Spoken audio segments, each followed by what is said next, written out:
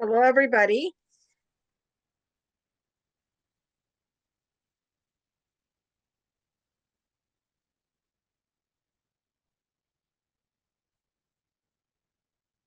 All right, we're here with Nancy Cerroni. I did talk about, for those of you who watched Holly Bice's presentation, I mentioned that over the last few years, there have been some really amazing people who have just seemed to have fallen from the sky in my life, and I consider Nancy one of them. I got to meet her in person finally this past fall, right before they were rounding up the horses at Theodore Roosevelt National Park. And I sat at the Pryor Mustang Center and cried with her as we kind of brainstormed about what we could do that we weren't already doing. And she may not realize this, but she renewed some faith in me that I needed in that moment and made me realize there were more stones to turn over, and more fighting that we can do. So I appreciate her. So Nancy, for those of you who don't know, is part of the Pryor Mountain Wild Mustang Center.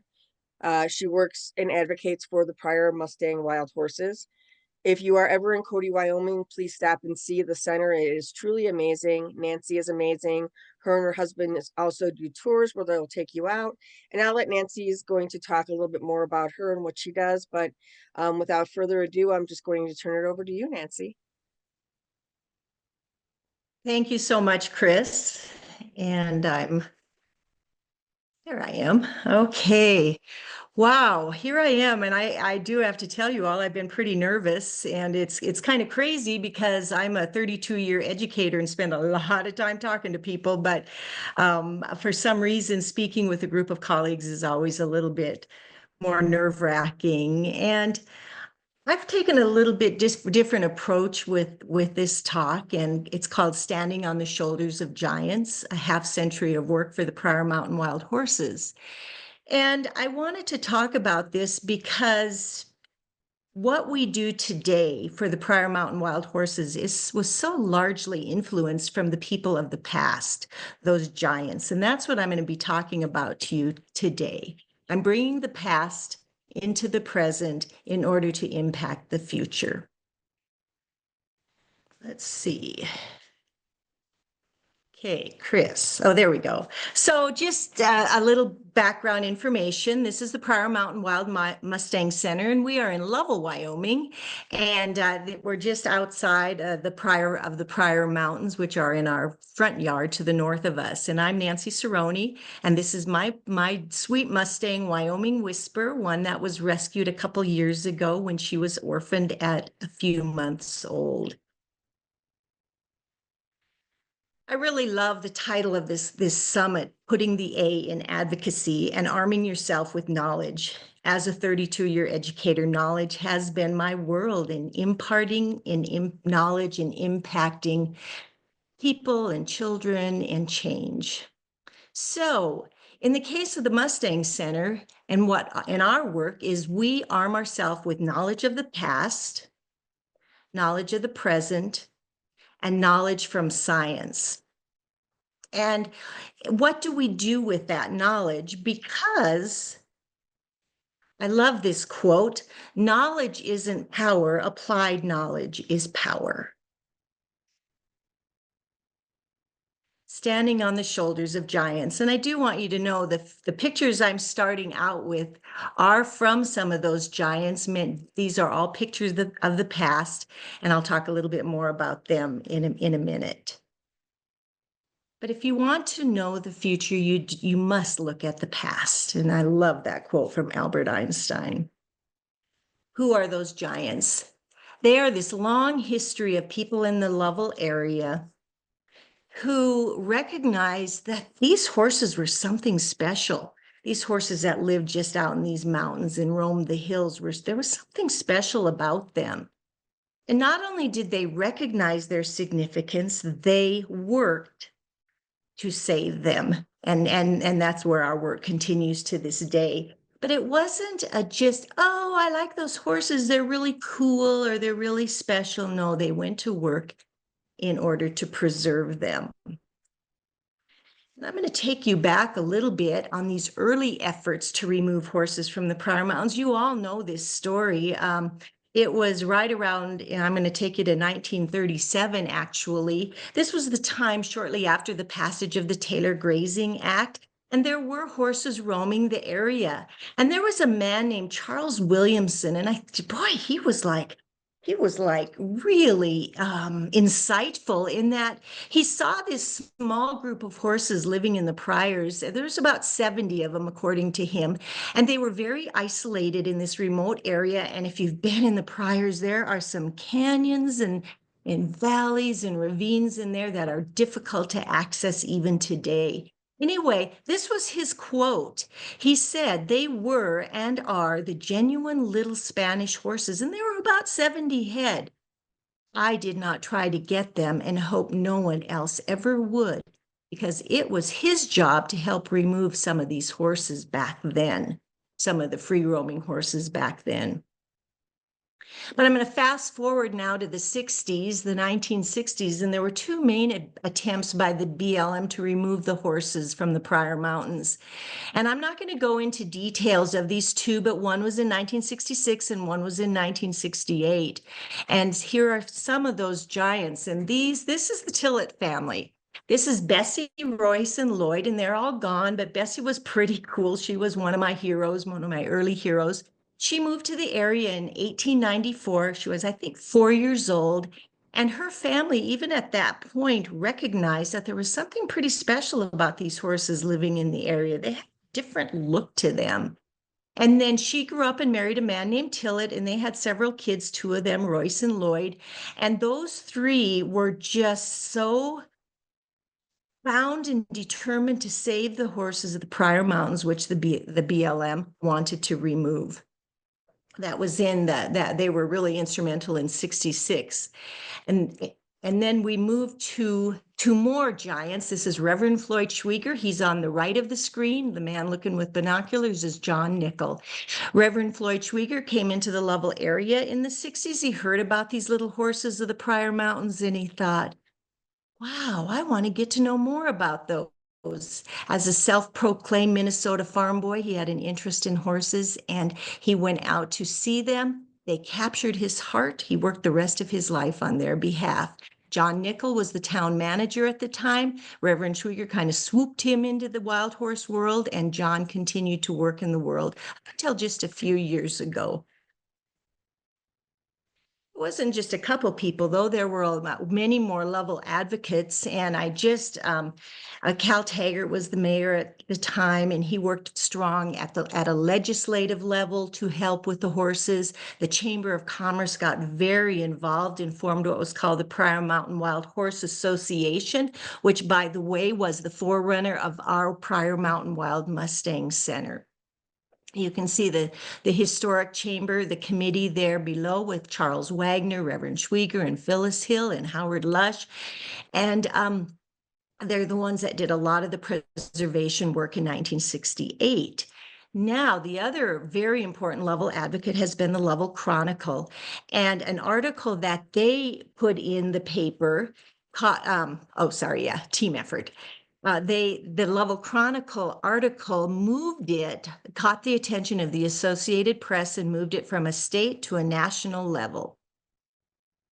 Am I talking too fast? Now, that brings us to Hope. Hope Bryden. Wow, this picture of her is so beautiful. But Hope was this, as she came out from New York and with the assignment to check into this controversy, this dispute with the Pryor Mountain wild horses. And as you can probably guess, she came out here, went up to the Pryors, got to know the horses, fell in love with the horses, and worked the rest of her life on their behalf, as well as other wild horses in the nation. But Hope's work, she came and did interviews with these local people, and it was then put on an ABC News broadcast on July 11th, 1968. And which then, to me, that sent the issue viral at a time when viral wasn't really even known of yet. Wild Horse Annie joined the local efforts in 1968 to also save the Pryor horses. This is Wild Horse Annie with Reverend Schwieger. And all that work led to the Pryor Mountain Wild Horse Range. And you all know this because it's pretty well known. It became the first federally protected public wild horse range in the United States, established by an executive order by the Secretary of the Interior, Stuart Udall, on September 9th, 1968. This was a forerunner to the Wild Horse and Burro Act of 1971.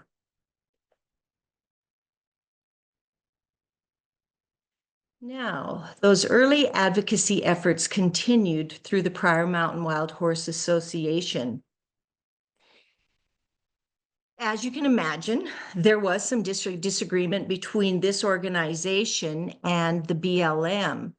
Disagreement on the origin of the horses. The Pryor Mountain Wild Horse Association thought they had that Spanish origin, and the BLM thought maybe they were just a bunch of strays.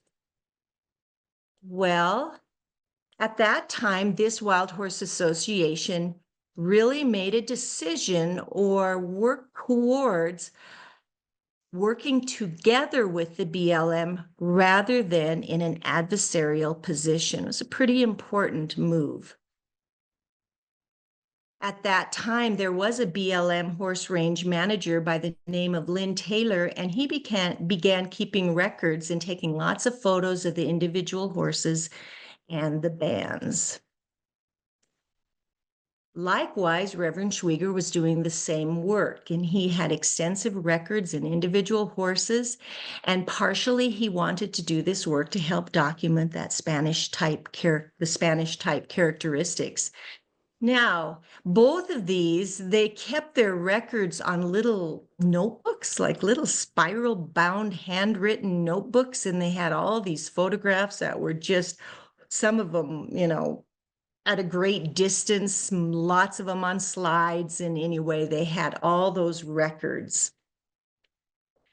I found this quote by Lynn Taylor, and it really spoke of that more of a collaborative working relationship. And he said he's enjoyed working with the horses and folks like like Floyd Schwieger. I know the horses, I know them all, and he knows them all. We collaborate quite a bit on what we are and ought to be doing. And that statement, ought to be doing, man, it just hit me pretty hard, because that is a statement that is so important today. What should they or ought they be doing with the horses? Not just the Pryor horses, but all across the nation. So they had this disagreement, the controversy of Spanish or stray, but there was success with this first herd management plan. You're looking at the cover of it there, from 1984, which spoke of preserving the Pryor wild horse type. And I quote from that: BLM's primary management objective for the Pryor Mountain Wild Horse Range is to maintain a healthy, viable herd that displays the characteristics typical of the Pryor Mountain Wild Horses. Typical of the Pryor Mountain Wild Horses. Now, at that time, they didn't go so far to say Spanish. The only mention, in fact, of Spanish was in regard to this fused vertebrae issue.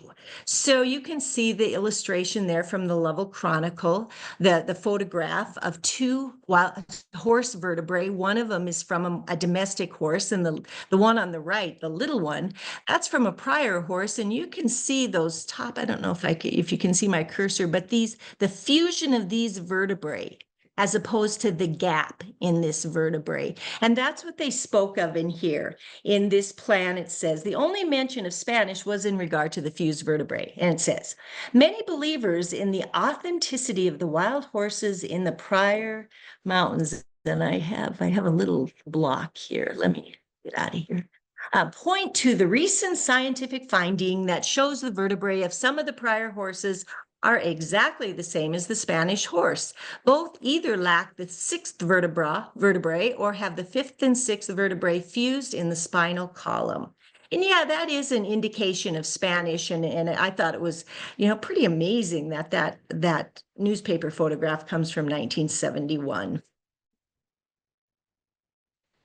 But the people of Lovell, the local people, the Pryor Mountain Wild Horse Association, looked to science to really to get some more confirmation or validation of the idea of the Spanish horse. And in 1990, Gus Cothran, we heard a lot about him from Wayne's report. On Gus Cothran came out here and he did blood sampling, not just in the early 1900s, but pretty consistently through the years that did reveal that strong connection between Pryor horses and Spanish horses. And the same in 1993, Phil Spangenberg came out here and he looked more at phenotype, and he had his Spanish horse matrix and made the statement in 1993 that the horses clearly converge on Spanish type and some are remarkably Spanish in type. So again, that these local people were looking at science to help make their, to help save the horses. And then, wow, I'm this knowledge from science. There was just this huge explosion of research done with the Pryor horses. This one was from Francis Singer and working on this big ecological study. Here's genetic conservation of the Pryor Mountain wild horses. Here's one at an NRCS report, April of 2004, big extensive reports. And talking about the Pryor horses and the work towards preservation of them. And now we come to the Mustang Center itself. Now, Reverend Schwieger had a dream. He wanted a place where people could just go and talk about wild horses. And we had the grand opening in 2007, and it was pretty different back then. We're just this little log cabin. We sit on the east end of Lovell. And this brings in another person, Matthew Dillon. And if you don't know, he's my son. So I'm, kind of proud of him. But he was the first director at a very young age, the first director of the Mustang Center.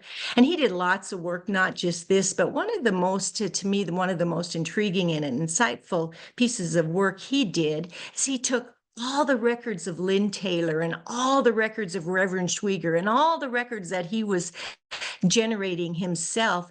And he synthesized that data into generational lineage charts. And he knew at that point, he just thought those bloodline charts would be so useful to monitor genetic contributions of the mares, which was one way, an important way, in our opinion, to maintain and monitor the genetic health of this small closed population of horses. So now we move to it today, and the trees have grown up, and it is a beautiful little log cabin that sits on the east side of Lovell, Wyoming. And our mission continues to preserve the future of the Pryor Mountain wild horses. And how we do that is by carrying on the lessons we learned from the past, from those giants of the past, and it involves knowledge. The first is to acquire knowledge. We keep a very strong focus on the Pryor horses and their unique heritage. We still we have such a large team of groups and individuals that work together with us to be the boots on the ground, but I prefer to call it the eyes on the range. We are the ones, this group of people, we're out there observing and monitoring and documenting the wild horses. And then we apply the knowledge through collaborative work with the BLM. And in order to provide input in, very substantive input on BLM management plans and to educate and inform the public. And here's part of what we do. This is a big part. This idea of monitoring horses and documenting horses, it goes back to the 70s when Lynn Taylor and Reverend Schwieger started tracking these horses. We have lists of horses. I just filled a 4-inch binder of the historic lists of the horses. And this is just an excerpt from one of, look at that's in January of this year. And so this allows us to look at the individual horses. We also have an ID number, the color, the markings when they were born, and who their mother is and who the probable sire is. I keep track of the bands. Every time there's a change with interchange, I make a new list. And then we also monitor the births and the deaths closely. And we've started a new Eyes on the Range. We're looking at how do these horses utilize the land of the horse range, and we're doing use pattern mapping. This is something that when Linda Coates Markle was the BLM wild horse specialist, they had extensive use pattern mapping, and we noticed it really hasn't been done. So we took it upon ourselves to start doing some of this work with the program of Onyx. It's really a cool mapping program. And you can see we're able to color code the seasons and where we spot horses and get a really good idea of distribution. The limitation of this is you can see there's not many horses out here, which there are, and there's not many horses on Sykes Ridge, which there are, but it's right now we're limited to where we go the most. And that by we, I mean my buddy Katie and I, that we do most of the use pattern mapping. And we don't go to Sykes Ridge too often. And we have another person in this area who goes out there all the time, but Diane does not use Onyx. So, but we'll get there. But you can see it's a nice start and it shows the horse utilization. Another thing we've been doing, we just started this, is using the trail cams, and they hook up to our phones. And why we did this, there was motivation for this, in that in the last 2 years, we've had a heavy foal loss in the Pryors, and we do have evidence that it can be attributed to mountain lion predation. And so we thought, man, how do we get some evidence of mountain lion predation? And we noticed from an earlier study that they did use trail cams as well to document mountain lion use in the past. And so we've set them up in order to do that. And so far, nope, we haven't seen any mountain lions. We've seen bobcats, we've seen coyotes, we've seen deer, we've seen lots of horses, but no mountain lions. And but we have learned more about the horse's winter behaviors with our 4 cameras that we have set up on the range. Katie, the other day I said to her, I said, Katie, you know, it'd be really cool if you could document, if we could really see the patterns of the horses that we're seeing in the trail cam. So what does she do? She makes a spreadsheet.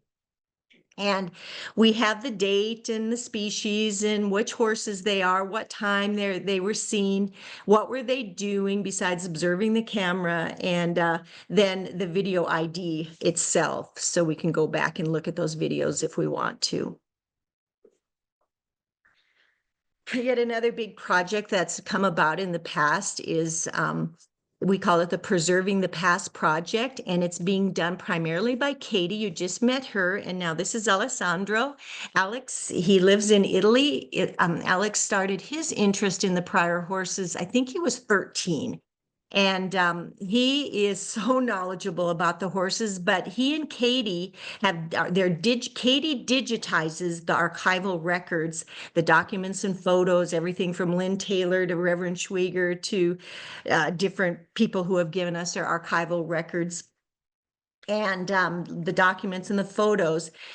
And this is allowing us to use past information from the work of today. So you can see here now, this is really Alex. I'll give the credit here. Alex has taken Matthew's lineage charts and really improved them. And he's expanded them and made some changes based on the documents and photos that they've uncovered. So here we have a foundation mare. And from there, you can see the generations from the past all the way moving to the present. We have it color coded with the yellow reproductive mares that are still living. No, they're not all still, yeah. And then you can see now that, like, let's look at Prospera here. She has 3 current horses. 2 were still alive at this point when he did the chart. Now, I'm moving now to the BLM. The Pryor Mountain Wild Horse Range is under the jurisdiction of three federal agencies, the BLM, the Park Service, and the Forest Service. And mostly our work is with the BLM and the Park Service with on-range projects. There's two ways that you can talk about working together, and one is collaborative. And this is a collaborative process when there's just two parties working together on a goal. We have a job to be done. Let's work together to get the job done. Consultative, on the other hand, is advisory. It's on or relating to consultation. They're consultation and taking advice there, and we'll talk about that more later. But as far as collaborative projects, we have several of them happening right now. One of course is just the data share with our horse demographics, and now I'm going to talk about these others. The first is of our on-range projects is monitoring the watering sources. You can see this Onyx map with a bunch of online of where the watering sources are in the Pryors. Much of the horse range is on the desert. In fact, in this area, we're especially down at this area, it's a desert area. And even in this area, it's a dry, tough area, very arid. The BLM has installed a series of water sources in here called water guzzlers. Now I'm going to talk about this one and how the collaboration works. So the other day, Diane and I were out looking at this Layout Creek trough. This is a trough up here. What the Park Service has they pipe the water to this. The horses don't have access to actual creek, but they pipe the water in here, and generally it runs like this. Strong water flow, water all through the year. Well, in December, Diane and I were out there and we noticed there was ice on it and there was no water flow at all. It took this was amazing. One text from me and another text from that person. So I texted the BLM texted the Park Service. The next day, they had the water, it was a broken pipe and it was up and running again.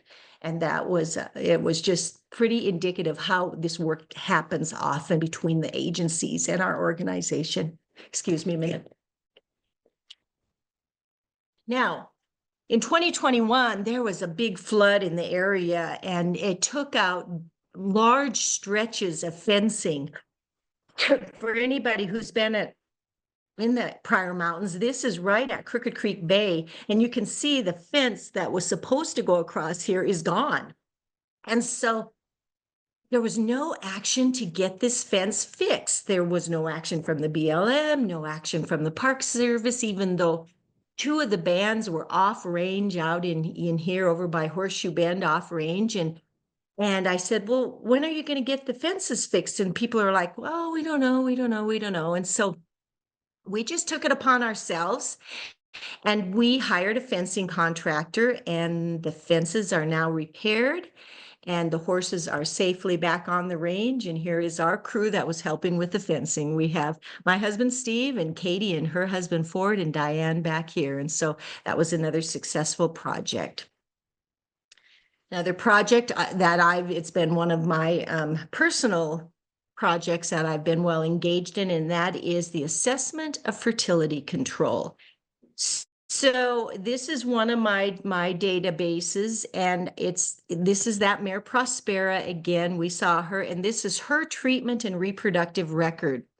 And this is so important because we all understand the importance of using fertility control, but what maybe isn't as well understood is how well does it work? And especially at an individual horse level, because horses are, their bodies are different and they respond differently to fertility control. And so if you look at Prospera here through the years of her treatment, you can see a very classic pattern of treatments that in the blue is the year she was treated from ages 2, 3, and 4. And you can see the date she was treated. Here she was primed and here she was boosted. Now, over here in the orange from ages 5 through 9, that in the BLM's fertility control plan, that is the breeding age. That's when the mares are typically left open to have their offspring.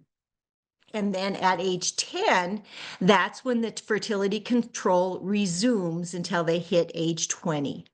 However, you can see here that Prospera was treated at 8 and 9 years old, and that is because a threshold measurement that says if a mare has 2 offspring that are a year or older, they will begin treatment in order to prevent the birth of a third. Well, it didn't quite work that way because Yona was born, and she's a little cutie, but for some reason, she reversed after approximately 11 months of treatment. And so this is information that sure could be used to help build the efficacy of PZP. This has been pretty exciting for me because we are now just currently participating in a citizen science project with the Science and Conservation Center in Billings. You may know this organization. It was Jay Kirkpatrick's who started the use of PZP in the Pryors many years ago, and that their organization will be presenting papers at the International Equid Conference in Kenya this summer on the effectiveness of PZP, and I've been working with them on data. So let's look at how this may influence BLM action. So this is one of my records that from 2016 to 2021, I did a chart of how many foals were born in blue and how many survived in orange. And it isn't hard to see that there was a trend an upward trend on how many foals were being born from 2017 to 2021. And so as that foal rate was climbing, it was important to look at PZP efficacy, and that simply means what is the foaling rate for treated mares? In the Pryors, they set the efficacy rate at 90%. Well, it should be no surprise that in those same treatment years, the efficacy dropped from 96% efficacy down to 81% efficacy. Now, partially as a result of this, the BLM, they recognize these problems with efficacy, and they really last year made a concerted effort to improve their darting protocols. In the Pryors, they do not use volunteer darters, but they definitely use us. We help them locate and identify horses. We go out on the range with them to find horses, or we go out by ourselves, locate horses, pass the information on to them. And as a result, they did finish the treatment before April 1st, I believe, last year, which was really an important, they really tried to get them in the optimal treatment window. And it should impact the foaling rate for this year, and we'll see. All right. Educate and inform. As I said, I was a teacher, I was a curriculum director. Education is a big part of my life. And it's a big part of the mission of the Mustang Center to educate and inform people about these horses. We were kind of putting some museum displays up at the point of this picture, but our displays are served to be educational and informative. We have right now 5 Pryor Mustangs, and we do have signs out on their corral so people can learn more about the unique traits of the Pryor horses and see them up close and personal. We have guest speakers. This past September, we had Dr. Timothy McClary from the Little Bighorn College in Montana, and he talked about the colonial Spanish horse. No, about the Crow Indians and the horse. It was very good, very good. One of our main ways we educate people is right at the front desk. And we have Diane and Katie who work at the front desk to meet the visitors. And every visitor gets a map and directions on where they're most likely to see horses in the wild. Last year, we had 3,000 visitors. We had all 50 states. It was exciting to have Delaware finally, and 15 international countries, which is the most international countries we had since COVID. I do a lot of field trips, and we do them in the Mustang Center, bring the children in and let them explore, take them outside, let them meet the horses, which they absolutely love. I go into area schools. This is at Lovell Elementary, where I taught 2nd grade for 15 years, and I'm teaching 2nd graders again. Always a pleasure. We went to the public library this year and taught kids about the mares and the offspring. And then we take people out on the range. This is a group from the Wyoming Tourism Council who I took out, and we did spot horses. We have social media. We have a website. We have a Facebook site. We do newsletters, which are pretty informative, and you can find a whole bunch of historic newsletters on our website. Again, the Lovell Chronicle continues to be one of our biggest supporters and advocates for the Pryor horses. And this was in our paper this week on Wild Mustang Center to join in the Wild Horse Summit, and there we are.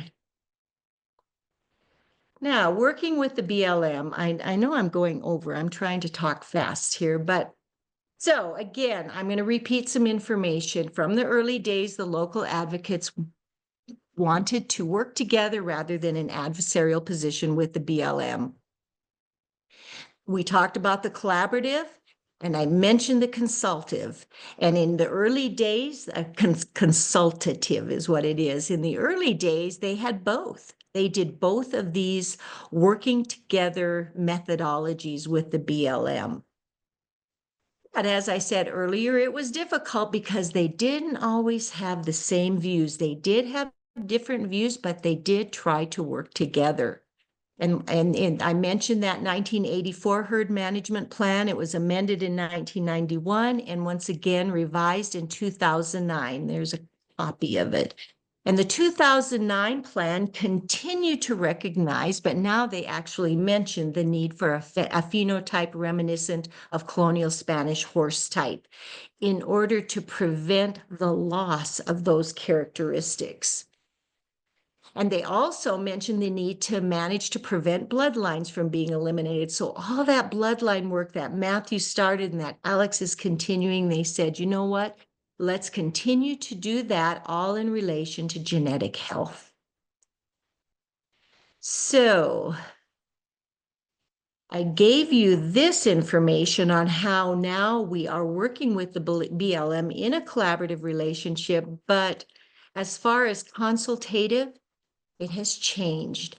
The 2009 herd management plan expired in 2019. And with the release of this new 2023 environmental assessment, it appears that the consultative approach is gone.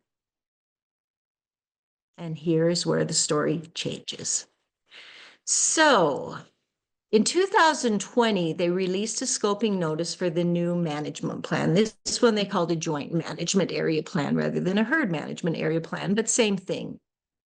In that plan, it had a statement that said, due to monitoring and documentation of the Pryor Mountain wild horses, management within the Pryor Mountain Wild Horse Range herd management area can be more specialized than that of most BLM management herd management areas.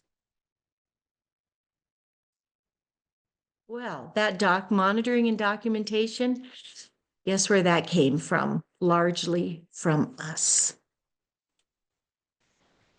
So in May of 2023, we got this plan, and that statement was removed and replaced with a more standardized plan that in many cases adhered to the guidance as defined in the Wild Horse and Burro Handbook. And I said many cases, but not always did it adhere to that. So we went to work on these 4 actions: the herd management plan, the wild horse gather plan, and proposed RMP plan amendment. I guess there's just 3 there. Yes, just 3. That should be 3. And 1 action not identified, AML reevaluation, which I was a surprise. I didn't know they were doing an AML reevaluation until I started reading. So we went to work and we just had to do a real deep dive into this with hundreds of hours reviewing and writing comments. And then we made a huge FOIA request for all the AML data, which we got finally in August. And so then we did countless hours reviewing that data. By then, the comment period was open, but we did have meetings with the BLM regarding that. And we followed the NEPA process, and you can see the NEPA process here with the scoping and the EA. This is when the first EA, and then they brought in November this past year, they brought out some revision. Anything blue here, those were our comments and meetings. We did file a public protest on this RMP amendment. And because what we found with all this work that they brought out in November, there was no evidence that they had considered any of our comments or recommendations. And so that's when, it became evident that the consultative approach it wasn't being used. So that is cause for concern. And I'll go quickly through this, probably just reading most of it too, that again, the cause for concern was that change from consultative approach that had been used in the past. That also included the change from specialized management, despite the use of specialized management since 1984. The idea of maintaining unique characteristics of the Pryor Mountain wild horses. This is small print, but on one hand, they said, yep, this is a goal for our proposed action. Maintain characteristics that are typical of Pryor Mountain horses of mixed ancestry, including colonial Spanish. Well, that's good in itself. But on the other hand, they propose using a random gather based on age and gender and don't define at all how they will maintain those characteristics of a Pryor horse. They propose to maintain genetic diversity using observed heterozygosity, which is a single statistical measure that does measure genetic diversity. It would replace the use of bloodlines, and it says in the EA, BLM is not required by law to manage the herds found in any given HMA as if they were genetically isolated populations. Well, they are a genetically isolated population, but anyway. So they did reestablish this AML using a new methodology, which was just really a surprise. And they did not use range utilization data or use pattern mapping as defined by the BLM Wild Horse and Burro Handbook. And again, the concern too is that this would be a 10-year plan, and they would be moving the herd to the low end of AML, all causes for concern. So that brings me to these next steps. Well, we have been working on this current management discussions within our board, consultation with lawyers. We'll just now wait and see if our public protest has any bearing for change, and then we will continue to review the updated EA and be ready with an appeal. But we have to adapt to change as well, but continue to carry on with this mission to preserve the future of the Pryor Mountain wild horses. We will continue the work we've done. That has no need to change. And we will continue to educate, but looking for new opportunities to educate ourselves. And that's where I really have to now pause and just recognize this again.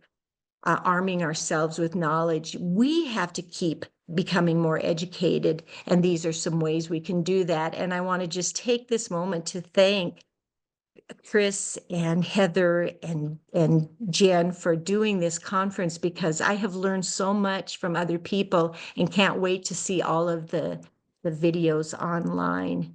And with that, I'm going to close. And thank you for participating in this with me. Thank you so much, And that's Nancy. Jesse James. You're welcome. That was a wonderful presentation. You did a great job. I'm going to say a couple things first. Number one, throughout this summit, we ask that everyone just be respectful, period. You may have different opinions than I have, or Nancy has, or Heather has, but everyone just needs to be respectful. This is where we're failing horribly as wild horse advocates. Number two, I'm going to say to you, as a small nonprofit, the head of a small nonprofit, the work that Nancy is doing is exhausting, it's tiring, it's emotional, and nobody knows better than her the way that the BLM just really flipped you off, right? I mean, this is what people are mad about. The BLM is doing the same thing. So you guys can say, why were you? Why were you? Why were you? They were working with the BLM because they had a different situation here. Every herd is different. They had a very unique situation. They had a very good working relationship with the BLM. That's what we all want. Every relationship that we have in life requires compromise. Does Nancy want every horse in the Pryor Mountains to be on birth control? Absolutely not. She wants a thriving herd, but she has to compromise with the BLM on the AML and the use of fertility control and what is going to keep a thriving herd here. So we have to be respectful of that. No matter what you think of birth control, it's part of our world. And if it is used properly as a management tool, then we have to be able to make those compromises. When they're not, then we fight. I will also tell you too, as a small nonprofit, we have to pick our fights, right? We can't fight every point. It's exhausting. Um, so with that, I'm going to open this up for questions. And again, I'm going to ask that everybody just be respectful. Nancy knows this herd. She has spent so many years working. The information that you shared and the information that you're saying is absolutely incredible to me, and I'm completely blown away. So number one, thank you, Nancy, for stepping up to try to save this Pryor herd, because this is critical. So I'm sorry, that was my Well, tangent, and I will go thank you, back. Chris. I appreciate it. And I'm reading through the comments and I'm not surprised. I'm not offended. I mean, people have their own opinions, but yeah, who's good? Are you moderating the questions then, Yes. Chris? So someone asked, where do you stand on DNA testing on the Pryor herd now? Well, that is a great question. I think if it's used correctly, if the motive for using it is correct, then I favor it. But we were involved in a DNA analysis through fecal sampling, and I actually pulled out of it because of the use.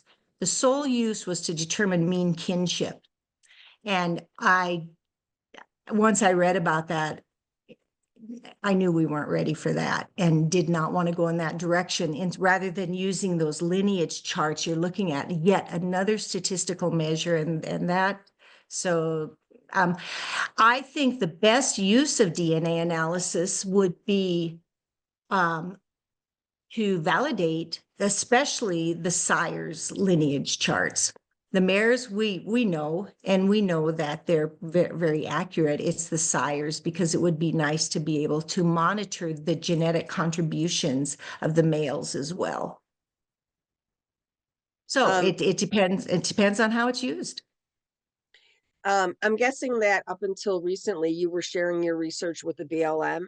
It seems like that was a relationship that you guys had through the years, like Um, through the history. yes, it was. And then up until this particular EA, uh, we did pull back on that. Because Um, yeah, yeah, it was did important they how our data was being used. were they using the information, do you feel, strategically to plan roundups before this EA? Well, you saw that the gather plan was part of this EA. And yes, they wanted to use our information. Like I published my field guides, and I didn't know that was being used. I did not know that was being used. Like, I mean, that was a surprise to me, but like it was. And then instead of looking at our processes for using the lineage chart to make decisions on gathers, they had devised their own plan. And so, yeah, that was very frustrating. And we did, you know, make Do some you know what changes on how we share data. the size of the herd is currently? Yeah, it's right around 200, which is still above AML. And it's above the average. The average size of this herd is about right at that 150 mark. And it got higher, but why did it get higher? You saw those full numbers going up. I mean, it was just there, it was in direct relation to that. And then in 2018, they didn't do a gather, which would have taken some horses off. There hasn't been a gather in the Pryors now since 2015. So yeah, there's some real specific reasons why the population is down, I mean, is up. But then you come into this year, we are in a 2-year predation cycle that's pretty alarming too. So, the herd is self-regulating size as well. What else? Let's see. Heather, you probably would know this. The BLM handbook, is that available on their website? I don't know if you have a I link. can answer that. Okay. It is. You just Google BLM Wild Horse and Burro Handbook, and you should read it. It's interesting.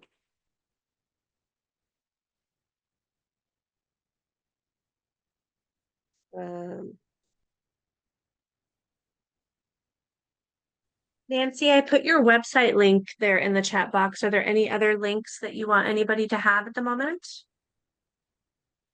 Our website is good. Yeah. I do like this question. I think it says, do you have any idea why the change? Was it a change in leadership at the BLM? Or did it go higher than that? There definitely was a change in the leadership, and it was a change in yeah, it happened, right? Was it 2020, 21? There was a change in leadership at that point. And that's when we saw the change in kind of philosophy and the change in the working relationship. Definitely. It's definitely who's sitting in the office that makes the difference. Mary wants to know, knowing what you know now about the BLM, would you have done anything differently? I don't think that you were blindly trusting the BLM. They had given you a reason to trust them all these years. The shift in the way things are being done, I think, took you as much by surprise as anything else, correct? It had been coming, we had a change in leadership back about 2016, 15 in there, and we could see the writing on the wall a little bit. I don't think it ever was a blind trust. Decisions, we actually have had criticism on how we do work with the BLM on different projects. And to me, the guiding principle on that is it good for the horses? Like the water sources, dang, they need to keep them working. And the fencing, it had to be done. I mean, the fencing. So that is really a guiding principle that I have, if it's good for horses. But you can see we're doing a lot of other work that isn't going directly to the BLM. So, and we will continue that. So like our trail cams, that's just something that we're really working on by ourselves in order to find some information, and visiting with the parks, I mean, the game and fish in Montana to find out this lion situation, and doing things on our own. It's not like we're just sitting there, being a little puppet of the BLM, because we're certainly not doing that. Krista wants to know, how did the man from Italy become involved in helping chart the herd's info? How did the man? Well, he should just step in and answer, because I know he's listening right now. But what happened, like so many people were drawn to this herd because of the cloud videos, and we do work with the Cloud Foundation and with Ginger and for many years. But Alex he saw the cloud videos, and then he got in touch with Matthew, who was the director. I think Alex was 13, and he had all these questions for Matthew, and Matthew helped him out, and he this was a cute way of he put it, something like, well, was kind of a pain in the butt for Matthew. And I said, yeah, now I am, because he is my go-to guy. I don't remember everything like he does. And so he just has a real love of wildlife. He has an interest in so many facets of their life, and wild horses. He just loves the Pryor horses, but not just the Pryor horses. He does follow other herds as well, but he's just such a good friend and such a good advocate for the horses. Jeanette wants to know if you think that you'll have a chance to say which horses you don't want rounded up. What Will you have now? any say? Will you have any say in the horses that are removed? Boy, I don't know. I don't know, because their proposed gather is random right now. And so they're basing it on age and gender, and boy, I don't know. I don't know. This EA, it hasn't been finalized, it hasn't gone to decision yet. But I don't know. I don't Are you know. working with lawyers? Are you working with We Eubank? have been in, yeah, we've been in touch with a lawyer, yes. And Karen wants to know, you had talked about the trail cams you put in to see if you could figure out why the foals were dying. Did you ever figure that out? um, well, we have one of our people that we work closely with really hikes the area and has found several carcasses, and they definitely have evidence of lion predation. So we have seen direct evidence. We see tracks. We also, but not at the trail cams themselves. No, we haven't seen any lions there. Kim wants to I know don't know. is there a date yet for the next public comment period? I think you said you were still waiting, right? Well, where they are in that in the NEPA process is they released there was an RMP amendment change, and that was released on like November 15th ish for a public protest period. Now, as far as that, then that went to a governor's review, which ended in January, of about mid-January. And so I have no idea when that will come out, but that's all about the genetic management. The actual decision record for the rest of it, which includes the herd management plan, the gather plan, the herd management plan and the AML will come out for one decision, and then the gather plan for another one. So they just said sometime in 2025. That's all I hear. That's all. And then Jeanette wants to know, do they always take the horses 1 to 10 years old? Are you? Well, in the past, the focus was on the younger horses, taking I think it was 1 to 5, taking the younger horses. So, but again, they're in this plan, they talk about removing the older mares as well. So again, I don't know. Someone asked, the BLM Wild Horse and Burro program for 2025, does it have to be implemented, or can the new administration change it? Absolutely, we can change things. I can tell you that the roundup that I don't know if I told you this, Nancy, I found out in a meeting with the park that the roundup that they had in October, they didn't decide until the day before that they were actually going through with it. So we came that close to stopping that roundup. So anything is possible. Nancy also has a unique situation I hope that you'll talk about, because when we say contact your legislators, she has there's like a whole different level of a problem here for you with that, if you want to talk about that for a minute. Yeah. Because then if Yeah. anyone here, if you live in Montana or Wyoming, or anyone who watches this on YouTube, please pay attention and contact your legislators about this, because this is a real problem for her.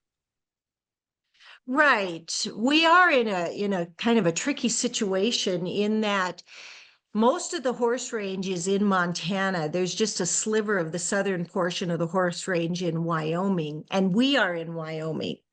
But it is managed, the Pryor Mountain Wild Horse Herd is managed by the Billings, Montana Dakota field, BLM. So, I mean, they've actually asked us, well, why do you even care? You live in Wyoming. And I'm like, wait a minute, this is a federal thing. So it's really tricky because the Montana legislators really are not as prone to listen to me as a Wyoming constituent. Whereas the Wyoming legislators are not as prone to listen to me because the horses in their mind are in Montana. So we're in this kind of a catch-22 situation. And so it's just, again, if anybody has suggestions on that and how to boy, I'm open to suggestions on that one. Right, but also part of the area is in Montana and part is in Wyoming. And so she does Right. have issues where, you talk to one, they send her to the other state. So if you are in Montana, Kim, contact your representatives and let them know that we need some protection for the Pryor horses and see what they can say. You can reach out to Nancy through her website or their Facebook page. Absolutely. So, and anyone can speak up. Anyone can Right. call. Yeah. Because it's a federal issue, but I agree with Montana people, the real push for me on this too. This is Montana's only federally protected herd of wild horses too. And so it's just critically important for Montana to, take a stand on this. And there's some wonderful Montana people who are working for these horses, work just hand in hand with me. So, does anybody else have any questions for Nancy? People are just commenting how wonderful the presentation was. Thank you for all the work that you're doing. And Mm, really thank you, because this is a lot and I know, and it's extremely emotional and I know that too. So if there's anything that yeah. we can do to help, you know that we're here.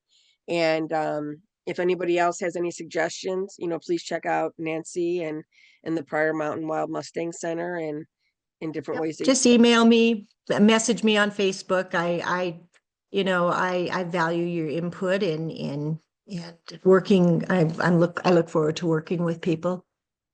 Just building our own network is what I want to do. So thank you, and thank you to everybody for being here. And we'll be back in a little bit with a new presentation. And we're glad that everyone's enjoying this. And thank you again, Nancy. You did a great job. So no one can Thank even you. tell that you were Thank you. nervous. So Okay. Thank you so much, Chris, for everything. thanks.